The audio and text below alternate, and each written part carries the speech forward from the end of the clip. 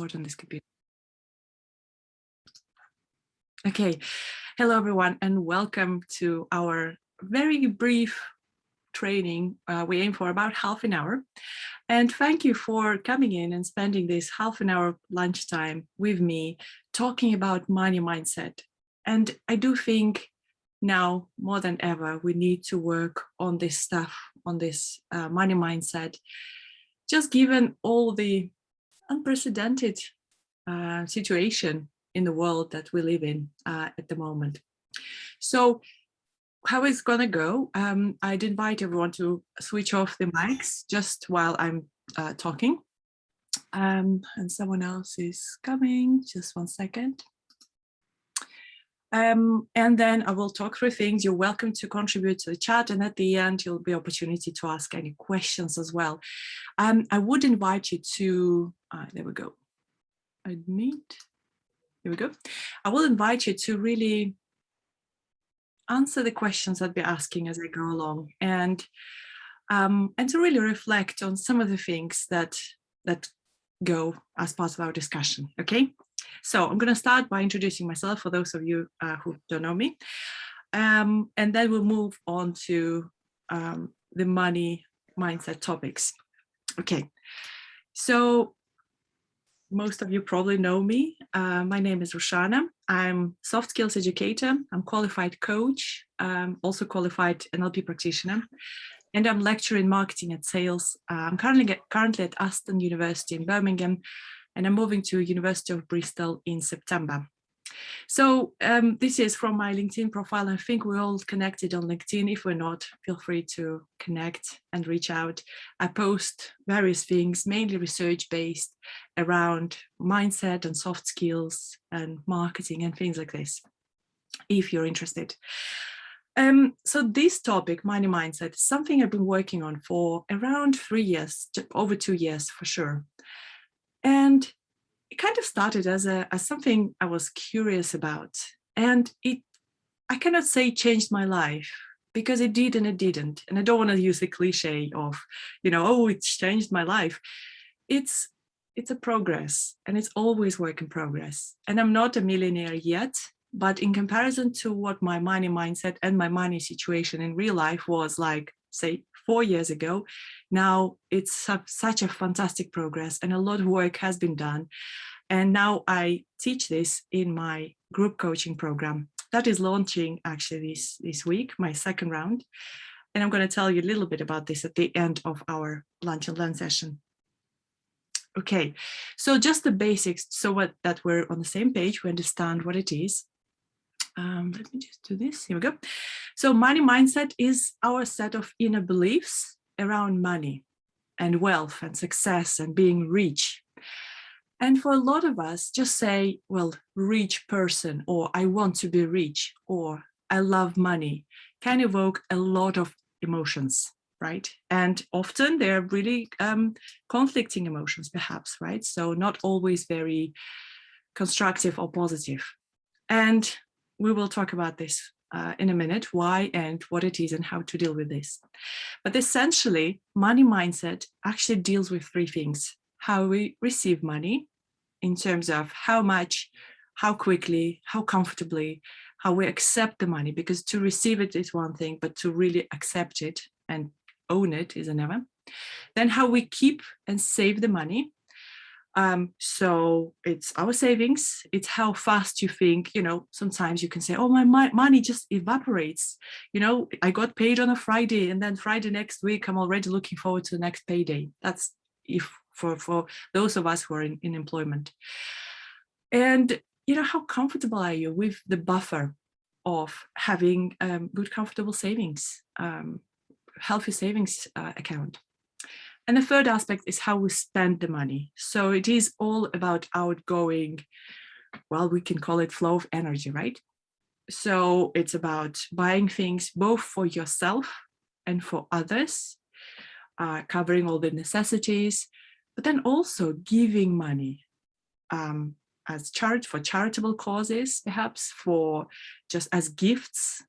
Again, it could be for yourself and for others, or just in general, And it's not just money as well, which is a funny thing.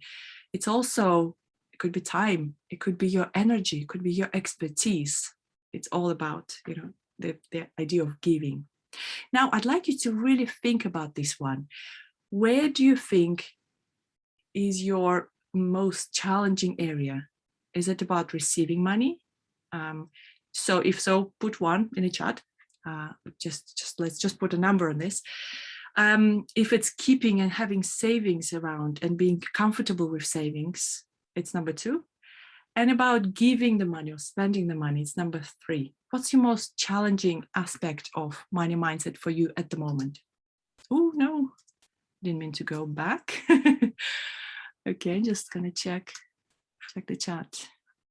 Okay, so have 2s and 3s and 1 receiving. Okay, so yeah, it doesn't mean that one is, better or easier or more difficult than the other.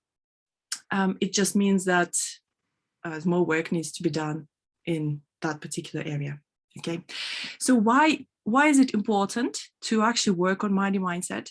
It's because it determines how we behave around money, success, and abundance. Are we really comfortable with this, accepting it, and receiving easy flow of income and profit and salaries and pays, or is it that we really, really are uncomfortable with the idea of even, dreaming for that fantastic big house and things like this? So how we think about it will actually determine our behavior and, as a result, our reality. I hope that makes sense. So actually, let's just put another number on this. From 0 to 10, how do you think is your money mindset? With 0 being really, really a lot of work is needed in terms of being comfortable with money, with money coming in, going out, saving it, and 10 being fantastic at all these areas. So can you just put a number on it from 0 to 10 in the chat? Okay. Okay, that's a good mix of 5, 6, 7, 1, 2. Okay, wonderful. Think about this. Now, I would like you to set a goal. If, for example, at the moment you're at a 7, where would you like to be in, let's say, in a year's time? So in July next year, for example. Would it be a 7.5 or an 8 or a 9 or maybe a 10? But mind you, the 10 is always a work in progress. So you think you reach a 10 in your money mindset or any other area really of personal development, and you see actually there's a lot more room for improvement after that too. So it's a constant development. Okay, thanks for sharing, everyone. So now we're starting with what in coaching is called limiting beliefs. In money mindset sphere, it's also called money blocks or money mindset blocks. And most of them, they're basically our beliefs that are not very helpful, that are coming mostly from our past. So what beliefs are you holding around money? I'll give you a couple of examples, so maybe that makes a better sense. So maybe growing up, you saw your parents fight over money. Or maybe you heard your parents saying, oh, you have to work super hard, you have to work harder to be able to survive. And you internalize this, and you now think, okay, in order to actually get decent salary, I have to work super hard, extra hours, so just to survive. And that in itself leads to what is called a scarcity mentality, where you think there's not enough to go around, and I have to just really, really work super hard to just survive, basically, yeah? So another one could be, well, I'll give you my example. Growing up, I grew up in the USSR, everyone was kind of equally poor, yeah? But some people were still kind of better, slightly better than others. So we had our relatives, my auntie, and their family, they started trading on the market, clothing market, at times when it became possible, and they became wealthy, yeah, so much wealthier than others, richer than others. But then what happened is their relationship fell apart with my auntie and her husband. Then their kids, there were lots of challenges around their health, and the whole family basically, they got divorced, the whole family fell apart. And as I was growing up, I witnessed that. And I witnessed, my family and other relatives talking about it. Look, if you aim for a lot of money, bad things will happen to you. See what happened to them? So don't even think of, being rich. It's so much better to be healthy, to have a good relationship, and to be in harmonious, happy life. And for a long, long time, if, someone asked me, oh, so do you want to become rich? Not like many people did, but, it's a cultural sort of maybe inappropriate question in some cultures. I would be like, oh no, it's so much better. I'd much rather be healthy and make sure my kids are fine and happy and healthy. So this in itself is a very limiting belief. And I remember at some point, I just thought, well, actually, it's not one or the other. What if my child is ill? Thank goodness I can afford a taxi to rush him to hospital God forbid, if I need to. So it's not one or the other. You can be rich and healthy and happy and also very generous and given human being. And a final example here is, how can I be rich and wealthy when there are so many people who are poor and excuse me, who are poor and they can't even afford like clean water? How can I just reach out and get myself, this super expensive fancy car or 10th pair of Sweaty Betty leggings? But you know what? By staying broke, you're not helping anyone. It's the contrary. By becoming wealthy, you can actually help others by contributing to meaningful charities. And we're going to talk about charities in a second as well.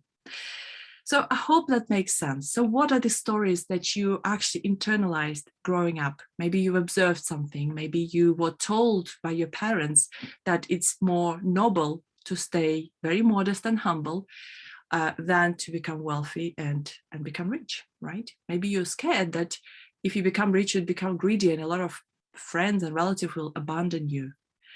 And for our inner evolutionary brain, that is a scary thing. So as a result, if we hold those limiting beliefs, we will be pushing away potential income, money, potential sources of income or higher paid jobs or business opportunities. Okay, so how to spot your money blocks. And this is really fun. So coming to events like this, if it's something you want to work on, read books. I've got some recommendations for you at the end of this workshop. Come to events like this. Surround yourself with people who are fine talking about money and who don't really feel kind of weird about it, who don't have those, well, at least those basic, not basic, but maybe the same money blocks or beliefs that you have. Next thing is just try to trigger yourself in a constructive way. Go and find out how much the tickets for a business class trip on a plane as opposed to economy class. Check out maybe super expensive luxury goods, maybe bags in a very expensive luxury brand online. It could be online. Walk into the shop like you own it and just see what comes up. Well, think about little upgrades. What can you do and what comes up when you do that? If you see someone driving a beautiful Porsche SUV, what comes up? So the key in spotting your money blocks is really being self-aware and paying attention to what things and feelings come up each time you're faced with wealth, potential of wealth, or expensive things, or rich people around you. Yeah. Okay, just a quick one, last example on this one. Yesterday, I live in Portishead in Bristol by the Bristol Channel. And yesterday we were walking and I saw this beautiful house being built. And it's a fantastic kind of almost dream house. So it has a garage on the ground floor. On the first floor, it's like a bungalow. So all the places, all the rooms and living rooms, everything on one floor. And it's really almost on the coastline, but it's kind of slightly behind the line of trees. So perfect. And I catch myself thinking, oh, wow, isn't this a little, isolated? And I immediately realized the limiting belief behind this is it's really lonely at the top. So when you live in a smaller house, maybe you live in a terraced or semi-detached, etc., have a lot of neighbors around, and you kind of feel safe because you're one of many like-minded people, almost. But then if you have this beautiful, massive mansion with acres and acres of your own land, what comes up for you? So always just really, really observe what these ideas bring up in you in terms of thinking and feelings. Okay, let's just move on. So on to now money present. It's all about what is happening and how we behave and treat ourselves in the given moment in time. So one is, how is your balance of giving and receiving? And it's not just money. It could be as small as a compliment.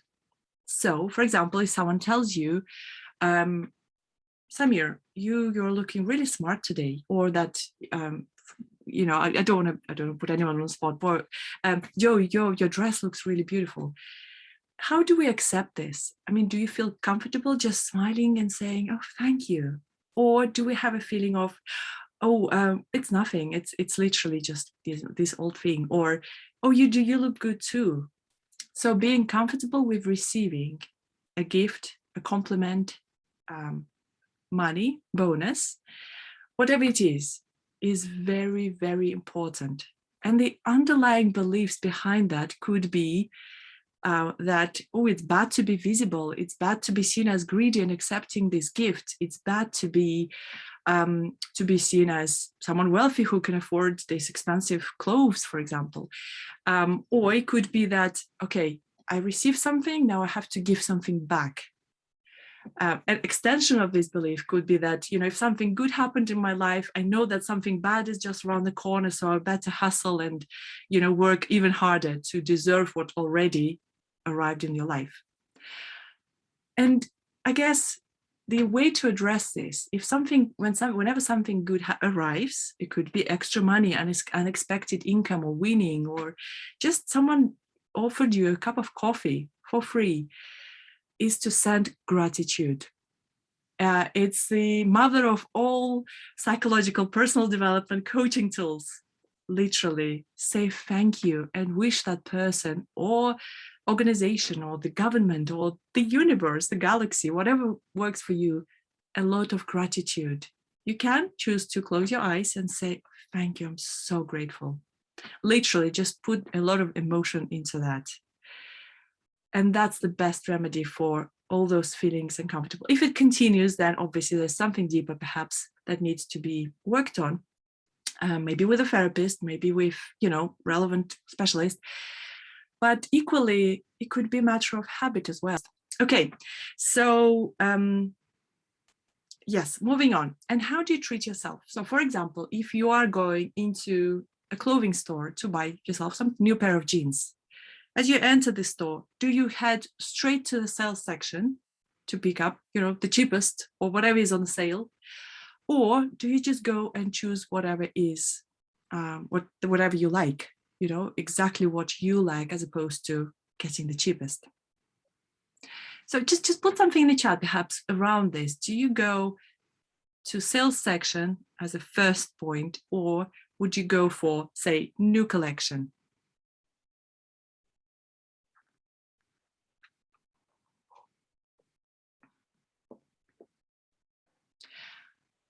Sales section, yeah. Mm-hmm. Yes, and it kind of, it makes sense, right? Because perhaps we were brought up being taught that this is, you know, you shouldn't waste money or spend too much, or, you know, you're a big spender. Perhaps someone just told you, or you're such a spender, you know, you have to be more mindful about spending money, right? But how would that feel if you just went for something that you truly enjoy, instead of going through the sales section that feels like, oh yeah, whatever is left over kind of thing from previous collection? So just try that and see how that feels.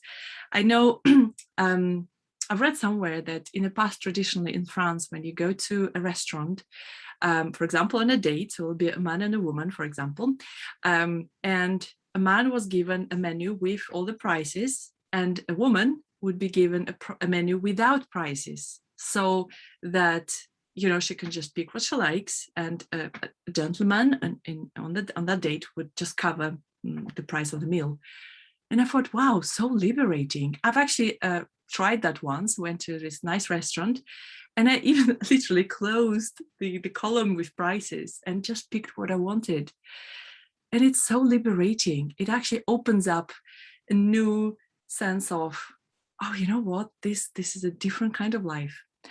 And often it's not about spending money. Often it is about just making yourself feel like you're treating yourself as a VIP, as a very important person. And it is respecting your time as well. It takes a long time to find something in the sale that would truly suit you, right? And much less time, and so much more enjoyable time as well, to just go for something that you think that you just like, that you just truly want.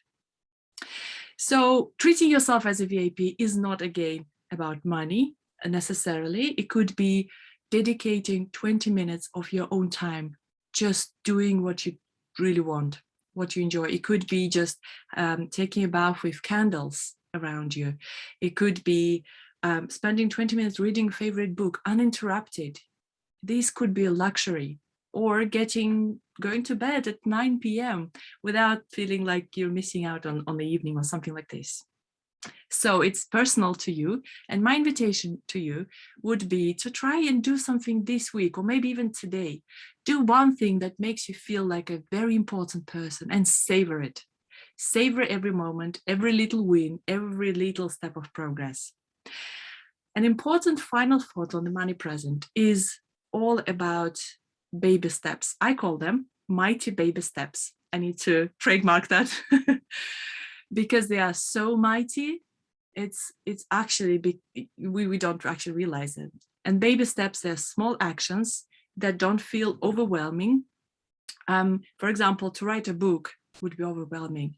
To create a file for your book, to write first paragraph of the introduction at some point, to create a file is a baby step, but it's mighty because it signals you that you're progressing in this chosen project. And progress, to our psychology, is the biggest motivator, without freaking our psychology out with massive, huge breakthroughs and massive steps, right? So mighty baby steps, concentrate on those and you won't go wrong. Okay, so moving on. And the final one is our money future. And I'd like to invite you to start with a vision, not amount of money you want to earn, not the job title, not even the commute or a country, not even that, but a vision of a lifestyle. So I'll share my example, just mindful of time. I bought myself a piano. Well, actually, to be truthful, I didn't buy it. It was a free piano, but I paid for delivery, which was around £200. And for me, a piano in the house symbolizes a lifestyle of creative expression and freedom and happy time and playing and just all the happy things around. And it took me literally 10 years to buy myself a piano in the UK. And I've lived here for 15 years. And for 10 years, I've been wanting to buy it, but there was never space, never right instrument on the market and things like this.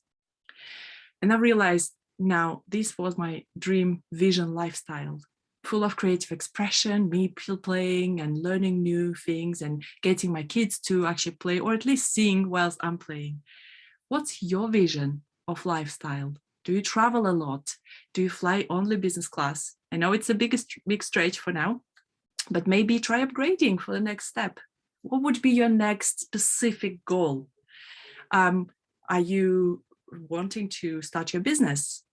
Again, think about baby steps, but think about the big lifestyle and vision, and then set your specific goals. And what's not specific goal? For example, to have a better relationship with my partner. It's not a specific goal. What does better relationship mean to you? Is it going on a date once a week? Is it, just greeting them as they enter the house and looking them in the eye and saying hello, as opposed to just continuing whatever you were doing as they enter the house or whatever it is. So just be specific. And if you're specific, then you will know once you've achieved this.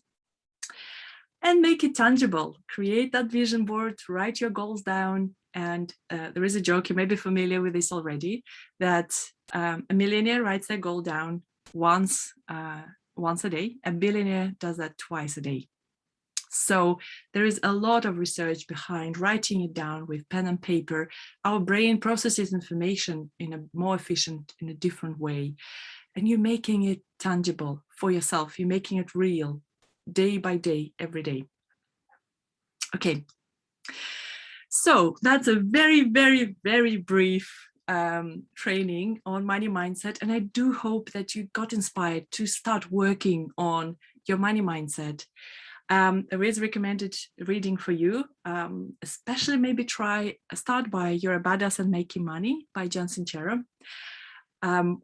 Actually, as part of my interesting life and vision, I've started a book club here in a local in Port Said, where we meet once a month, and we've read this book, You're a Badass at Making Money, and it was fantastic. It created a fantastic discussion. So if there is interest, maybe we can start something like this online as well. So let me know what you think. And as I told you, I'm starting my 4-week group coaching program this Friday. You're very welcome to join the program.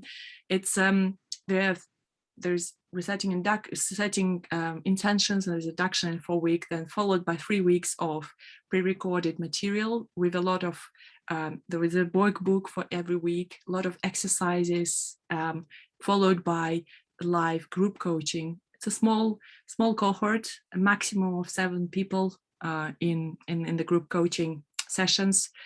And it's a fantastic way to really, really make progress with your money mindset. So if you're interested, do let me know. And it's £343 for the program. And we have a final week in the month after the program finishes. I call it graduation party celebration, to just catch up with everyone and see how the progress has happened. So thank you very much for coming and spending this time with me. Stay in touch, even if you're not coming or not thinking of coming, signing up for my program. Stay in touch. Let me know how it goes. Let me know maybe any ahas or insights that came out. Maybe you've realized you had a money block that you didn't know of before. I'll be really, really happy to hear about your progress. Thank you very much. I'm going to stop sharing, and I'm going to stop recording. And please let me know what was helpful or maybe interesting in today's workshop.